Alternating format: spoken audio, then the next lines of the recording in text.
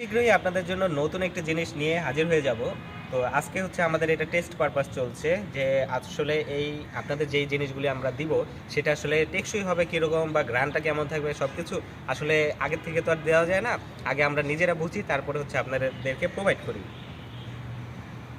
দারুণ একটা গ্রান্ড সুগন্ধি, কিন্তু এটা খুব শীঘ্রই আপনাদের কাছে পৌঁছে যাবে এই আতরটি। আমরা এখনও এই আতরটি লঞ্চ করছি না, এটা হচ্ছে কি নাম সেটাও বলবো না, কারণ এটা আমরা এখন টেস্ট পারপাস ইউজ করতেছি।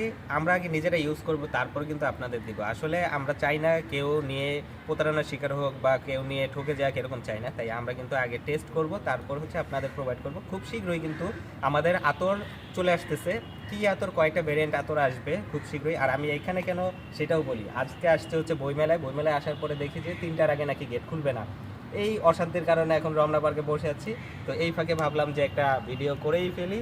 আর এখন হচ্ছে আমি আতরটা টেস্ট করছি, দেখি আমি বইমেলায় যে ঘুরবো, ঘোরাঘুরির পরেও এই আতরটা সঠিক গ্রানটা থাকে কিনা, সুগন্ধ থাকে কিনা, সেটাই কিন্তু আমরা টেস্ট করার জন্য এখন আমি মোটামুটি একটু আতর লাগিয়ে নিলাম।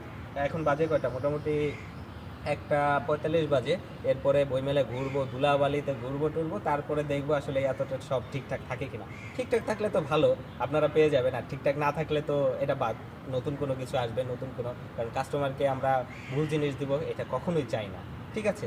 আর আরেকটা সবচেয়ে খারাপ জিনিস আমার লেগেছে, গতকালকে এসেছিলাম, রাত্রে এসেছিলাম 9টার দিকে বইমেলাতে।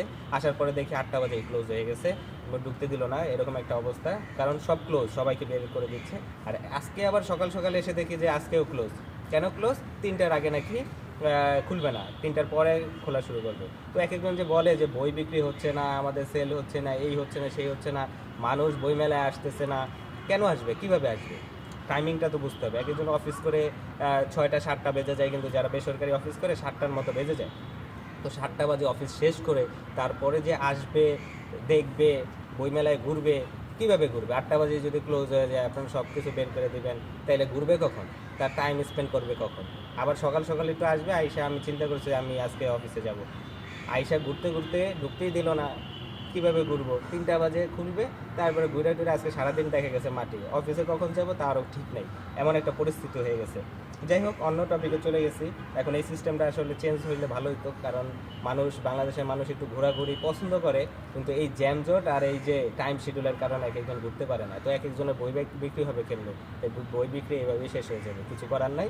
মানুষ এমনি বই পড়ে কম, তার উপরে যারা পড়ে, যারা বই পছন্দ করে, তারা এই টাইমিংয়ের জন্য বই মেলায় আসতেও পারে না, কিছু হয়ও না। বাণিজ্য মেলায় সেম কাহিনী হয়েছে, 1টার পরে সবাই বের করে দেয়, বন্ধ। তো বাণিজ্য মেলায় কীভাবে ঘুরবে?